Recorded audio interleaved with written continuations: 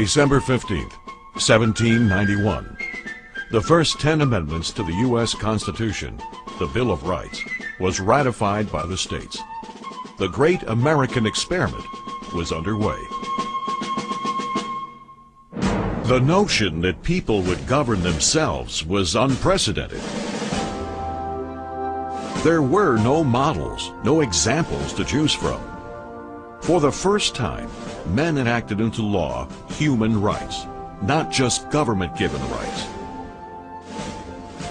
The authors deemed those rights so important, they made a provision to protect those rights so they could never be taken away.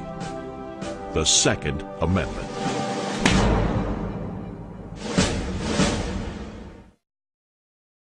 A well-regulated militia being necessary to the security of a free state, the right of the people to keep and bear arms shall not be infringed.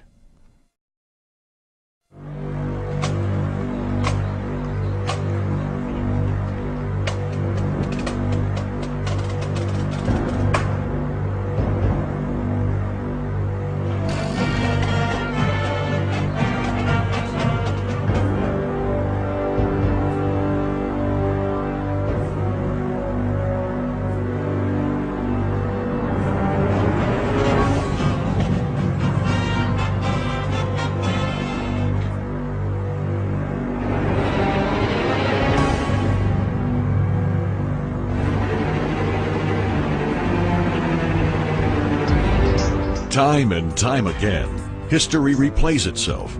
Unarmed civilizations fall prey to tyrannical leaders.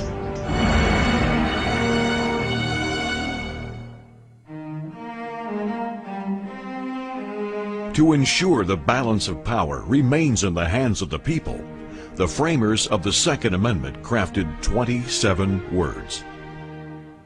One sentence. To succinctly and definitively protect our freedoms from controlling political groups, oppressive religious organizations, or from an abusive government.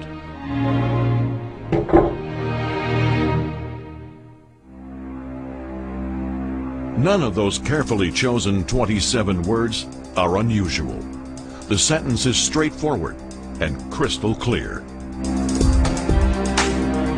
There is no mention of limitations or restrictions on the type of arms citizens can carry. There is no mention of gun control.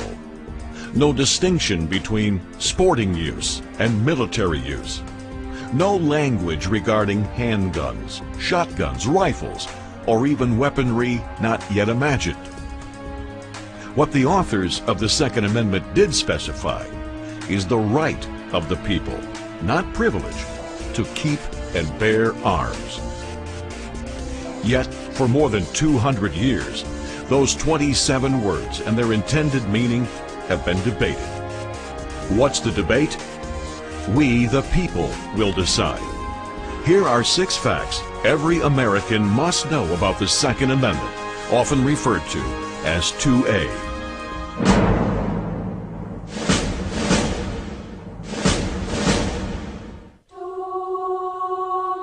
Fact number 1. The framers of the Bill of Rights believed in God. They fought for the freedom from religious persecution. They believed the right to self-defense is a fundamental God-given right that existed long before the creation of any government. In fact, written documents pertaining to self-preservation predate the Second Amendment by thousands of years. Reference to the right to freedom from violent harm and the right to self-defense is found in the Torah and Christian Bible in Exodus 22 verse 2. In Jewish law, the Talmud states, if someone comes to kill you, arise quickly and kill him.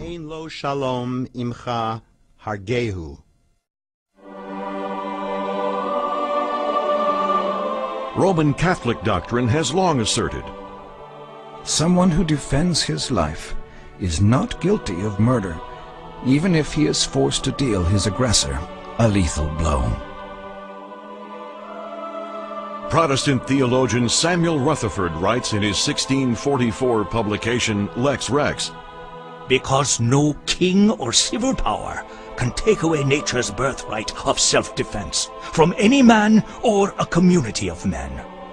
Even the Declaration of Independence, written 15 years before the Second Amendment was ratified, clearly states, All human beings are endowed with certain unalienable rights, and that governments are created to protect those rights. So, what exactly is an unalienable right? A right that cannot be transferred or taken away.